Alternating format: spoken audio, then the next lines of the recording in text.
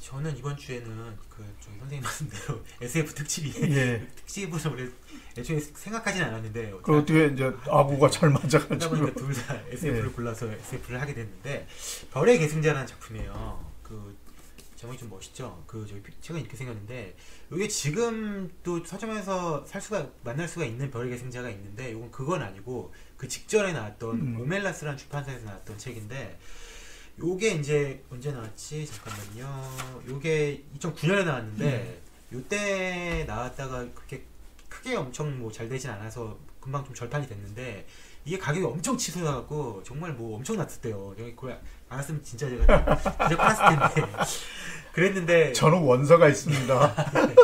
지금 여기서 네. 뒤에서 못 찾아서 그러는데 네. 저는 이 원서로 읽었어요.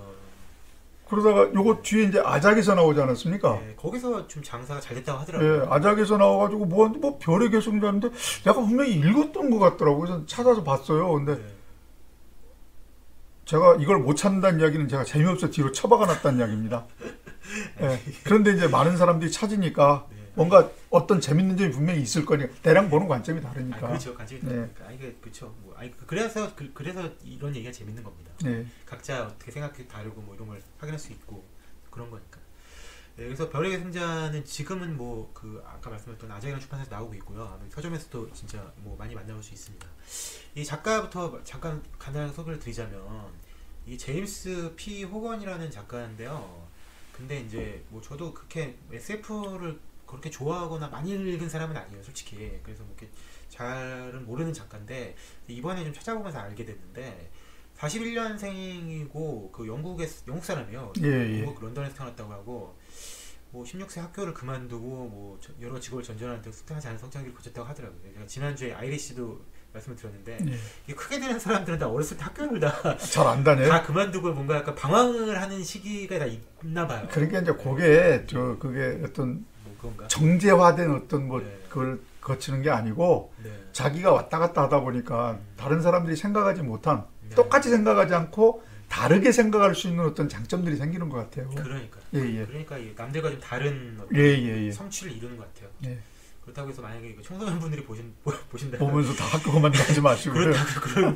그럴 것까지는 없고요. 네. 이런 사람도 있다는 거. 예.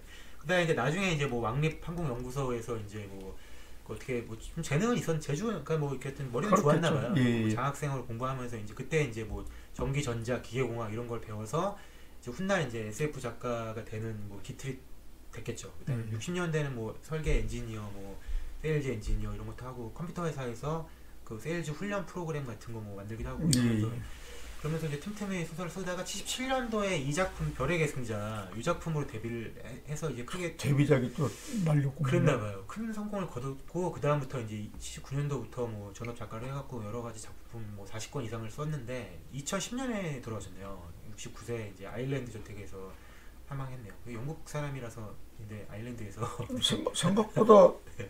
저 저명 작가로서는 좀 일찍 죽으셨네요. 그렇죠. 예. 보면은 좀 사진 보면은 약간 좀 그 뚱뚱해서 후덕하신 게 고혈압.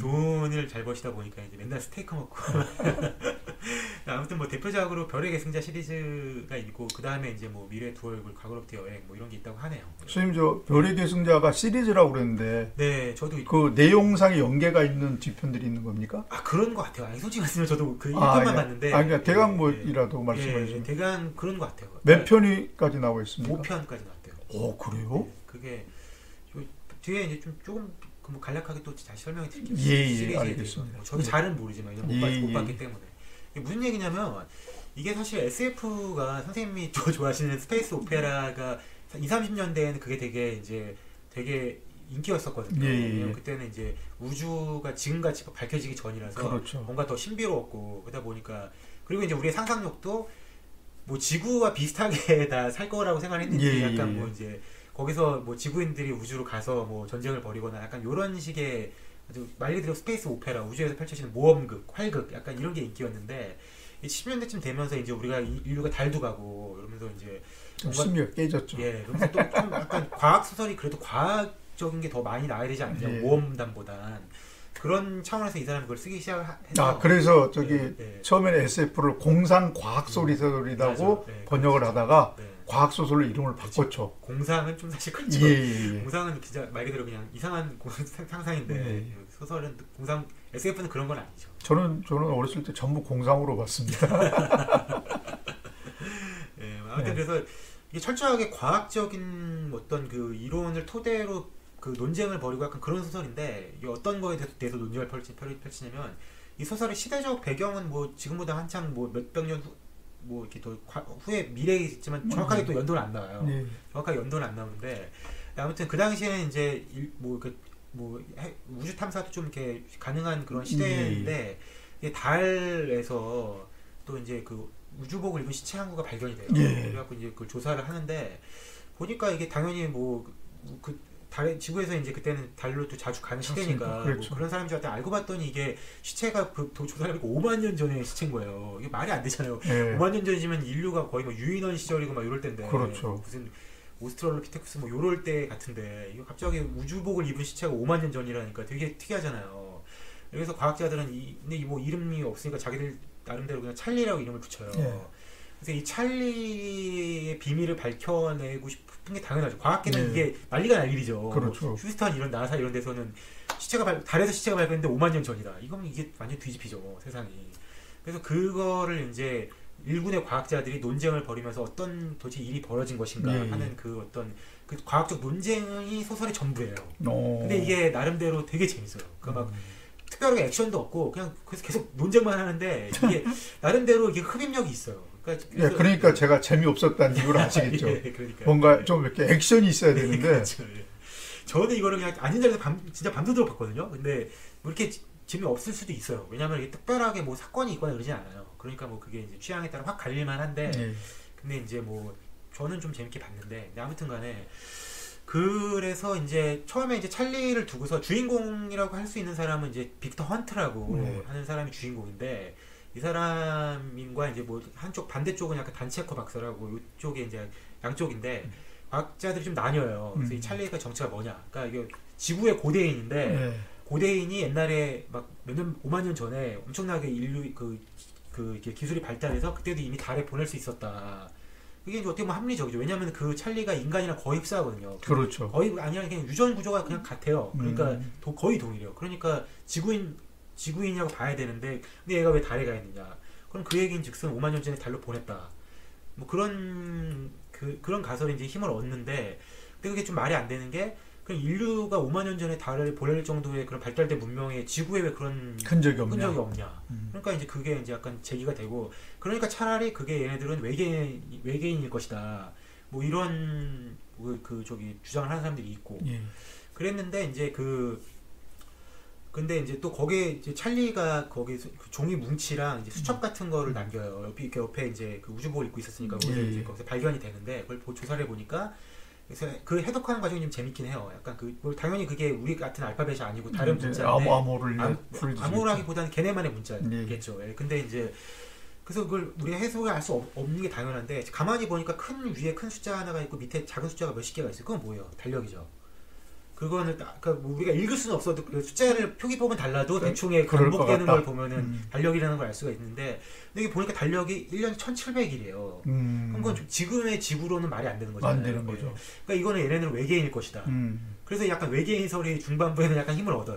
약간 힘을 얻는데 근데 여기서 이제 달에서 또 다른 이제 월인들의 이제 고대 유적이 발견이 되는데 거기에 이제 생선 통조림 하나 나와요. 얘네들이 먹는 거죠. 근데 이제 그 생선 통조림을 딱 보니까 거기에 이제 그 지구 동물들하고는 아예 다른 진화 계통의 생물이에요. 왜냐하면 청어인데 청어 비슷하게 생겼는데 외골격과 내골격을 다 갖추고 있는 거예요. 그 외골격이 뭐냐면 여러분들 다 아시는 거북이 같은 거, 뼈가 바깥 나와 있는 거, 그 외골격이고 내골격이 이제 우리 같은 이제 약간 이런 척추동물, 이런 게 내골격인데 그 두 개가 다 있는 거예요. 그러니까 이거는 누가 봐도 이거는 근데 그 찰리 같은 애들이 이걸 그 일통점을 먹은 거 보면은 얘네들은 보면 외계인이 아니겠느냐.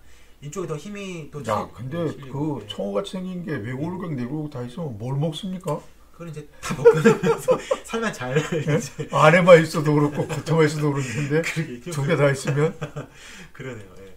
근데 또 거기다 이제 달에 우리가 뒷면에 이번에 뭐 저기 뭐 중국 어디 무슨 저기 우주선이 뒷면을 처음으로 갔었다고 내리지는 않지만 지나갔었다고 하잖아요. 이런 것처럼 그 달의 뒷면이 아직까지는 그 뭐 이렇게 크게 그렇죠. 공개된 적이 없는데 예. 근데 여기서는 이 소설 속에서는 달의 이제 뒷면을 또 이제 탐사를 하게 되는데 거기에 핵폭발의 흔적을 발견하게 돼요. 그리고 이제 거기에 이제 달 외부에서 쏟아져 내리는 토사가 이제 막 두껍게 층을 이루고 있는 사실이 밝혀져요. 거기다가 이제 과학자들이 아까 말한 것처럼 달력이 1700일이니까 예. 그렇다면은 1년이 1700일이 될 수 있는 그런 그 궤도상의 그렇죠. 그 태양과의 그 거리를 보니까 화성하고 목성 사이에 별이 있으면은 그 별은 1년 1700일이 된다. 근데 그 별이 만약에 이제 핵전쟁으로 폭발해갖고 그 핵전쟁의 토사나 이제 그런 것들이 그 뭐 달까지는 갈 수 있다는 걸 알게 되니까 그러면 그렇다면은 그 화성과 목성 사이에 별이 분명히 하나 있었고 그 별이 이제 핵전쟁으로 파괴됐고 그 핵전쟁의 어떤 그 낙진 같은 게 달로 온 거다. 약간 이런 결론이 내려지고 이거는 뭐 끝까지 이거는 뭐 이견이 없어요. 근데 그 파괴된 행성을 미네르바라고 이름을 붙여요. 그냥 뭐 과학자들이 명명을 한 거죠. 그래갖고 이제 근데 이제 여기서 또 별개로 아까 말씀드린 것처럼 그 달 연구팀과는 별개로 이전부터 이제 태양계 탐사가 진행되고 있었는데 그때 이제 목성에 또 위성이 가니메데라고 있잖아요. 있죠. 크게 두 개가 있죠. 그렇죠. 가니메데하고 이오스인가? 아니 토성인가 이오스. 아무튼 뭐 아마 그렇습니다. 가니메데에 착륙을 하는데 거기서 이제 그 무슨 그 얼음 빙하 밑에 이제 그 우주선이 하나 불식착기는 해 있는 걸 발견을 해요. 그래서 그걸 꺼내 보는데 거기에 보니까 그 우주선은 뭐 지구보다도 고도의 기술력으로 이제 제작이 됐고 심지어 거기에 이제 키가 3m가 넘는 거대 외계인의 사체가 발견이 돼요. 그래갖고 이제 그 과학자들은 이제 영화 프로메테우스랑 비슷한데요. 그렇죠. 거기도 한 3m 정도는 그렇죠, 거대 외계 나오지 않습니까? 그리고 내용도 약간 프로메테우스랑 비슷해요. 지금 보니까. 근데 이제 이 새로운 외계 종족은 가니메데에서 발견됐으니까 가니메데인이라고 이름을 붙여요. 그리고 이제 이 가니메데인을 조사를 해보니까 월인들의 생선 통조림처럼 그 내골과 외골이 다 있는 거야. 그러면 그래서 이제 이제 그 결론이 하나 나오는 게 가니메데인이 미네르바인이고 월인은 그냥 그러니까 왜냐면은 뭐 그러니까 가니메데인이 그러니까 같은 그거니까 진화계 도니까 가니메데인이 미네르바인이고 월인은 그냥 고대 지구인인 것 같다. 그냥 유적지는 5만 년 전에 유적지는 발견되지 않았지만 그냥 우리가 발견을 못한 거고 뭐 완전히 다 뭐 박살이 났든지 해갖고 뭐 그런 식으로 이제 힘을 얻게 되는데 근데 이제 여기서 월인 연구팀이 또 여기서 연구를 하다가 하다 보니까 이제 아까 그 찰리가 이제 남긴 어떤 그 유적지의 마이크로 필름 약간 이런 거를 일부러 해독을 하는데 미네르바 아까 말했던 없어졌던 행성 미네르바는 행성 전체가 이제 세리오스하고 람비아라는 두 개의 국가로 나뉘어 있었는데 얘네들이 전쟁 중이었다는 거예요. 그리고 이제 또 거기다가 또 이제 자원도 고갈되고 뭐 빙하기도 오니까 행성이 멸망 일보 직전의 상태였다는 게 그 마이크로 필름에 기록이 돼 있어요. 그리고 이제 그 전쟁도 이 세리오스와 람비아의 전쟁도 그 다른 행성으로 이주를 위한 이제 뭐 자원과 그 기술을 다투기 위해서 애들이 싸우는 먼저 뺏어가지고 먼저 오겠다는 거였다는 거죠. 왜냐면 여기서 못 살게 생겼으니까.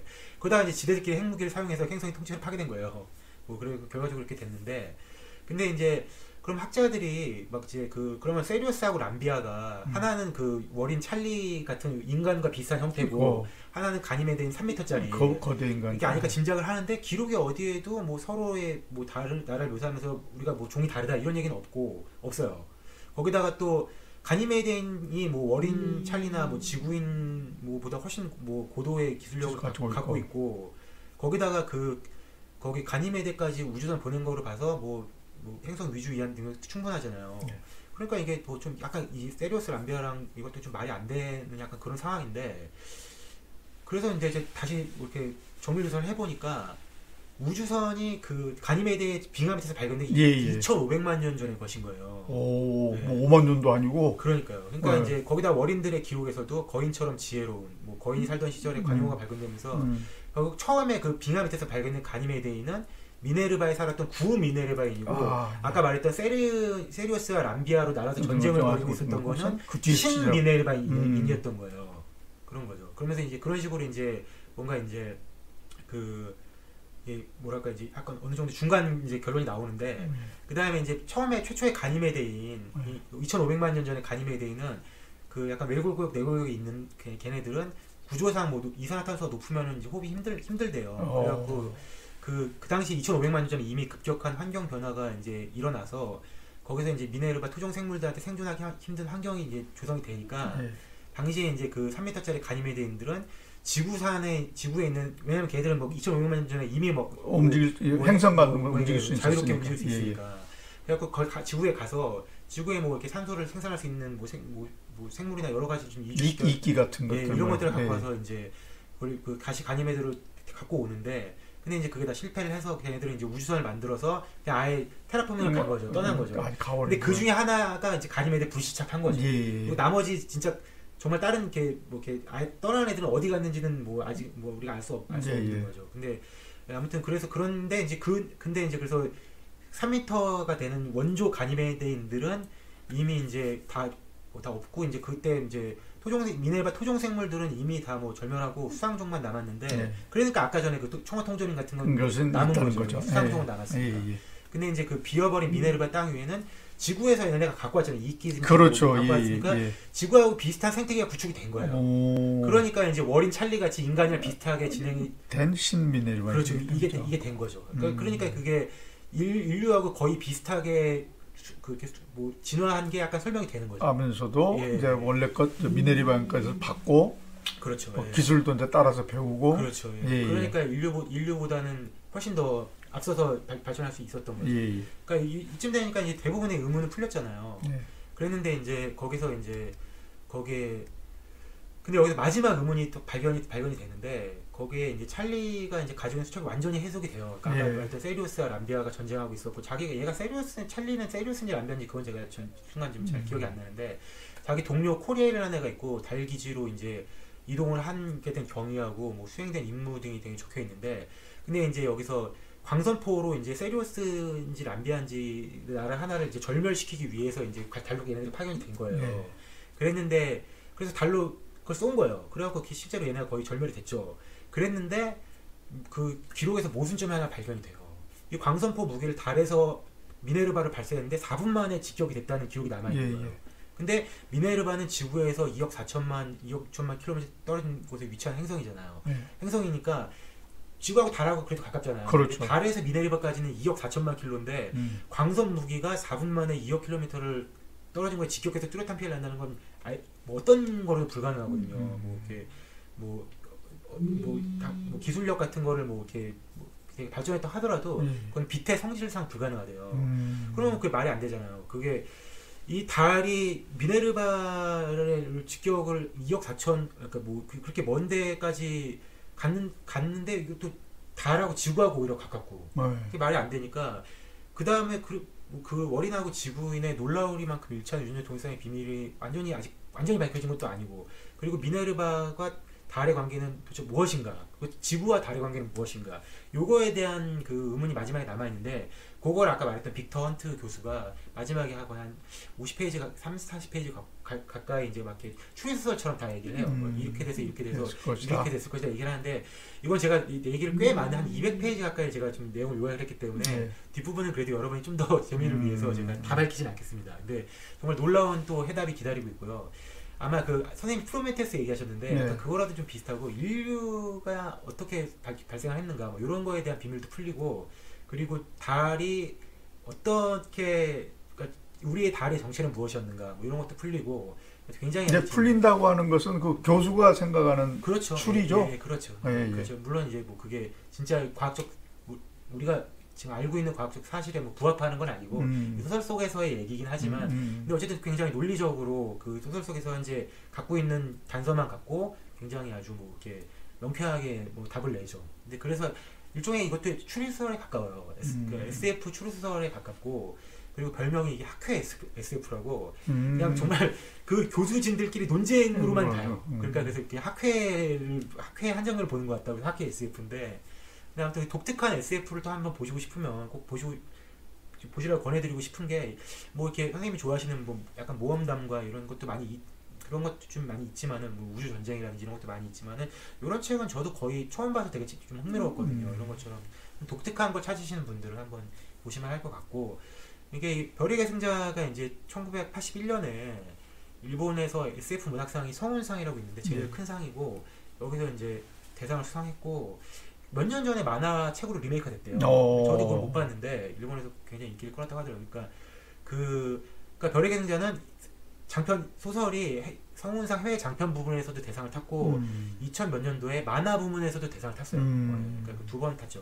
그러니까 여기 성운상을 잠깐 소개시켜 드리자면 그게 뭐 70몇 년도부터 이게 창설이 됐는데 뭐 이렇게 일본 국내 소설 부분에서 SF 대상, 그다음에 해외 부문 대상, 뭐 코믹스 만화 쪽 대상. 일본 워낙 만화 천국이니까 뭐 그런 게 있고. 뭐 만화도 보이네요. 네, 뭐 그런 식으로 있는데 여기에 이제 여러분들이 알만하신 거 좀 제가 몇 개 적어봤는데 은하영 전설 그 유명한 은하영 전설 요거 이제 80몇 년도 대상작. 요것도 꼭 한번 이야기를 해드려야죠. 이거 정말 재밌죠. 이게 딱 선생님이 별의 계승자 같은 학회 SF가 대응되는 스페이스 오페라의 거의 끝판왕이죠. 그렇죠. 아니 은하영은 근데 저도 좋아요. 정말 너무 명작이고. 일본 침몰이라고 이 작품 이제 고마치 사쿄라고 일본 3대 SF 작가가 있는데 이 사람이 쓴 아주 대형 히트작이고 듀운이나 마션 모터 엔진 이런 거 다 최근에 영화화된 거잖아요. 그렇죠. 이런 것들은 다 해외 부문 수상작이고 듀운 같은 경우에는 저도 못 봤는데 내년에 올해 영화가 돼서 아니요 듀운이 만들어졌어요. 그러니까 그 말고 있고 그다음에 그 듀운의 아이들도 영화가 있고 있는데 그러니까 그거 보고는 되게 소설에 비해서 정말 실망했어요. 아니 근데 이제 그거는 이제 80년대 영화고 최근에 이제 그 영화가 돼서 이제 올해 여름쯤에 개봉을 할 건데 굉장히 큰 규모로 만들어지는데 근데 선생님이 별로 안 좋아하실 게 그 어라이벌이라고 콘택트 콘택트라는 제목을 갖다 써가지고 사람을 헷갈리게 했는데 진짜 광고비를 많이 쓰면 이런 영화도 명작이 되는구나 하고 제가 되게 웃었던 영화 중에 하나가 있는데요. 왜? 어라이벌은 뭐가 어떻습니까? 아니 그 감독이라고요. 그 감독이 만든 게 듀운이라고요? 듀운을 만들고 있어요. 근데 뭐 생각이 다를 수 있으니까. 그 어라이벌 컨택트 그 영화도 좋게 보는 사람들 되게 많아요. 제가 봐서 그건 80%가 광고입니다. 네. 다 알겠습니다. 아무튼 그래서 그렇게 해외 부분도 수상을 하고 만화 부분에선 여러분이 알만한 게 바람 계곡의 나우시카라, 기생수 이거 엄청 재밌는데 기생수 20세기 소년 뭐 이런 것들도 수상이 됐었다는 거고요. 20세기 소년이 만화죠? 만화죠. 만화책. 만화고 아니다. 영화도 나왔습니다. 영화도 나왔죠. 영화도 3부작으로 나왔습니다. 저는 영화는 못 봤습니다. 만화는 재밌게 봤는데. 저 대학교 때 나왔었거든요. 되게 재밌게 봤는데. 다시 이게 시리즈 잠깐 말씀을 드리자면은 우리가 아까 말씀드렸던 것처럼 가니메데 원 2,500만 년 전에 살았던 3m짜리 거인들 걔네들이 커서 이제 그 신미네르바인 머린 찰리 같은 애들이 걔네들을 그냥 거인이라고 불렀다고 그랬잖아요. 자이언트라고. 그래서 그 다음 작품이 가니메데의 친절한 거인이라고 그래갖고 뭔가 그 2,500만 년 전에 걔네들의 비밀을 더 밝히나 봐요. 그리고 이제 거인의 별, 자이언트 스타 이런 거는 얘네들이 그때 그 가니메데에 불시착한 애들 말고 불시착한 거 말고 또 어디 딴 데 가서 어디로 갔다 그랬으니까 그 얘기인 것 같아요. 저도 못 봤습니다. 그 내부 우주 그다음에 미네르바의 인보 이런 식으로 해갖고 총 5권을 완결이 됐고 그래서 이게 다 자이언트가 나오잖아요. 그 제목에 한 3개는 다 자이언트가 2-3개는 들어가고 하니까 그냥 다 자이언트 시리즈라고 부른대요. 근데 아까 말씀드렸던 것처럼 아작이라는 출판사에서 5권이 다 출간됐으니까 여러분들도 궁금하시면 1권 별의 계승자 읽어보시고 재밌으면은 좀 다 찾아서 읽어보시면 좋을 것 같고 저도 2권부터 못 봤기 때문에 올해 좀 돈 좀 벌면은 2권부터 좀 사서 읽어볼 생각입니다. 그럼 이제 제가 한마디만 좀 더 드리겠는데요. 저의 설명 여기서 마칠게요.